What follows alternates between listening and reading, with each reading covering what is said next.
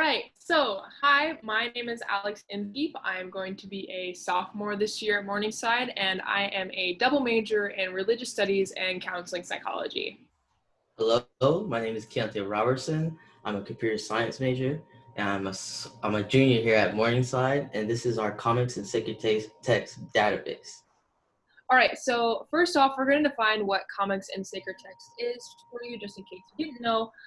So for us, comics have been around for ages. I mean, as soon as we could use pictures to tell stories, that's how long they've been around. But today we see them not just as superheroes and villains and stuff.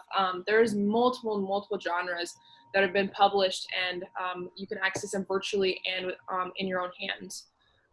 But sacred texts, on the other hand, are religious stories that mean something to a religious group of people, and that are in words. So text as in books, paper, electronic devices now, I mean, all that kind of stuff. So let me see if we can click on the next screen real quick. All right, so you may ask, why did we create this database? So, I mean, we wanted to document instances between comics and sacred text and put them into words, because, I mean, we want to aid scholars who do this kind of work, who whether it be they study religion or comics in general. And we want to educate readers about this because we feel that is an important topic to talk about. It provides a place for people who are interested in this topic to reference to and to be able to contribute to as well. So one of the reasons we created this database is because it's not documented very easily, and one of those reasons why is because comics are art, and computers can't read art very well, so humans have to do this work specifically, and it takes a difficult time to track this stuff because of humans doing it and taking the time to publish them and getting them through to other people. So we created this database for people to contribute to and be able to do this kind of stuff because there's not many of those around. So during our time in this project, I mean, I was not a comic book fan. I mean, I barely touched one comic book before this project. So, I mean, coming in brand new, I had to understand the comics I was reading and how to make those connections between the sacred text and the comics. So I had to research a bunch of databases, including like a comic database called the Grand Comics Database, and I had to research a bunch of sacred text database too, because as a freshman, I only took maybe 2 religion classes so far. So, I mean, I was still pretty new at this, and I needed some resources to help me out. And so once we got those resources, and Keontae and I did a lot of collaborating with Dr. Cootie on this, we needed to create an outline for what we wanted on our database. And so we created an outline for the entry form of what we were going to include and how we were going to include this. So for instance, like the relation between the comics was one of the things we talked about over and over again, because I mean, we have so many instances that can happen, like a sacred text, a plot from a sacred text could appear in a comic, a character could appear in a comic, even the images in the comic themselves can reflect a sacred text. So there were instances that we couldn't include and that were just kind of iffy, like we had to figure out what and when we were going to put it in there. And also during this time, we were thinking about the database itself, and we wanted something to be able to identify our database. And so we thought about, we need a logo, so what are some ideas we want with that logo? And with that came the domain name as well. Also in month 1, we started constructing on the database and using MySQL. The reason why we use MySQL is because it's one of the most popular databases. It's a relational database, which makes it easier for query, which is what we're doing here. We're querying to the database and displaying it to the user. So some of the resources we use during our time here with this project is this is one of them. So this is Comixology. It is a company through Amazon that gives you people access to hundreds of thousands of digital comics. So Keontae and I both got unlimited subscriptions to this with our funding, and we got to access these comics 24/7, either on our computer, our tablets, or our phone. So this was as the reader of the group who was doing a lot of writing and stuff, this was super helpful for me so I could access these whenever I needed and whenever I wanted to. And so, I mean, you may think, how do we stay in communication? Because all the rest of the groups were in person almost all the time, and we were very virtual. I mean, we did Google Meet, which is just like Zoom, but through Google. And then we also use an app called WhatsApp, which is like a text messaging app where you could do quick texting to each contributor. Another resource we used was our Notion page. So this was a website that all contributors can access and edit. So we listed things like our weekly goals on this. We put resources that in the beginning of the month were very helpful for us. I'm trying to figure out how to read and do all this kind of stuff. Other databases like comics.org and other links to databases for ideas for our database. So this is a Notion Taskless page. The best way I can describe this is like the road to success page. This is where we had stuff we haven't started, next up, in progress, and completed. We would assign jobs to an individual on the team. And this is where if you didn't do your work, it would stack up and you would be overblown with all the amount of work you would do. So yeah. During our time at the end of month one, we kind of recollected on what we did, and we came to a pausing point on our outline and what we wanted on our database where we could tell people about this. So we did a lot of outreach to our friends, family, other scholars, and community as well about this database. I mean, I was telling my family 24/7 what I was doing. So, I mean, they were telling their friends and so on and so forth. But we did a lot of emailing, social media, and all that kind of stuff. And that got people to know about our database. And during that time, we also invited the graphic team, graphic design program at Morningside, and we emailed all of them and we're like, hey, we need ideas for logo design. Who's willing to help us? And one of our very own at Morningside, Lex Wurth, designed our logo, which you can see down at the bottom. And we fell in love with it automatically. Like, we thought it described our database perfectly. So we are very thankful for that. Another awesome thing that happened during this month is that we had a generous data donation from one of Dr. Cootie's scholarly friends, Andrew Toos.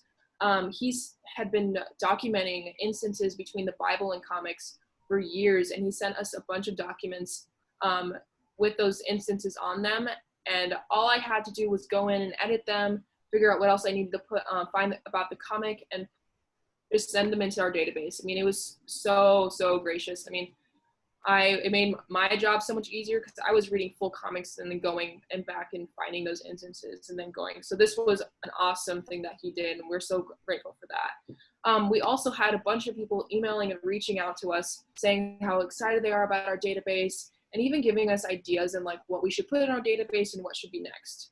So that was an awesome time for me especially. During month two, a lot of the time was spent troubleshooting and doing major website construction. When it comes to making a website from scratch, there's a lot of trial, plug and play, and you're kind of seeing what looks good, what doesn't.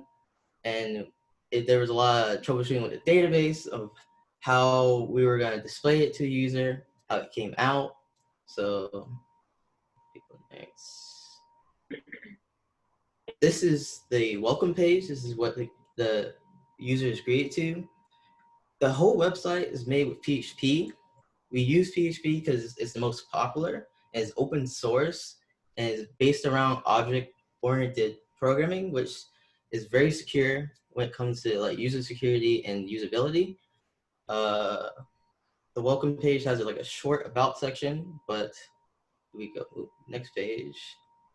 We have our big about section. This is where we try to convince you for you to give us information. You know, why you should search our database, why you should contribute to our database, and explaining that this is only phase one of the database. So if we convince you to give us your information for us to sell, you know, you would come here and you would sign up. And once you sign up, you will be able to log in. And once you log in, you'll be able to make submissions of your own. So when you go to the submit that you agree with this submission form. So this submission form is basically the outline that we created in the beginning. So this has been the like the structure of our database on a reading point of view. So it has all the essential information in red that we need. For instance, like the series title, the publisher, the series year. I mean, those are all super important to know about the comic. But the most important part we need about the submission page is the actual entry itself. So we need the name of the sacred text, the relation between the comic and the sacred text, like did that character show up, did that plot show up, and the entry itself. So what happened in this comic that the sacred text appeared in. So this is the biggest part of our database, and this is what we try to make the most important. So once you make a submission, it'll be uploaded to the database, and it'll be there for users to find. Now users can search for it, or they can just go to our library, which we'll show in a sec. Once you click the entry, you can scroll and look at all the information and things like the name of the sacred text, the relation to the sacred text, a summary of the comic, and the entry itself, and external links that you use to do your research. This is the short little library where you can scroll and look through the catalog that we have. So we have mentioned that this is only phase 1. So you may ask, like, what is phase 2? What are we thinking about? And really, phase 2 is we want more. We want more entries. We want more people to enter these things and for us to edit them and be able to put them into our database. We have a lot of certain types right now. So like the stuff that Andrew too sent us was a lot of the Bible, a lot of DC comics. So we want a variety of more stuff. So we want more independent publishers. We want a lot of other sacred texts than just the Bible, because there's more out there. We want everything basically. But during phase 2, we also want to publicize this a lot more. So one of the things we didn't get to do this summer is we weren't able to go to Comic-Con, which while at Comic-Con, we were going to have a lot of fun.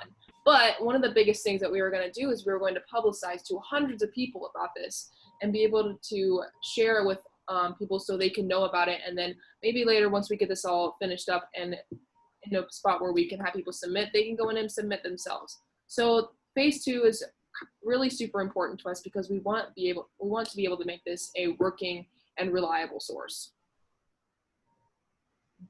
So what did we learn during this time? I mean, personally, I'll share my experience first. I learned a lot about first theology. Like, this stuff can get super difficult. Like, at first I was getting frustrated because I don't know everything. So I had to research a lot. I had to go in and find out an instance and relate it to a sacred text. And I mean, based on how I was at the beginning, how I am now, like, I can point them out like this. I mean, I still need help, but it's my skills have broadened, which is super nice.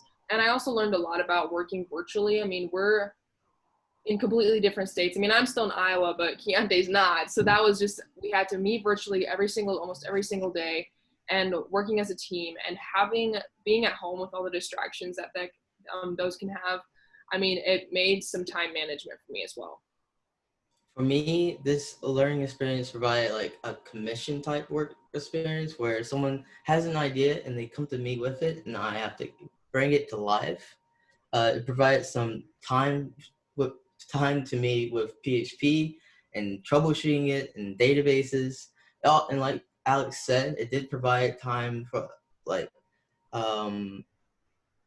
us learning how to work from a distance and having people work from different parts of the country to make a project come together. So we thank you so much for letting us do this project this year and taking your time today to even listen about this. So, you know, we put so much work into this, and we hope it is inspiring to you. Thank you. Thank you.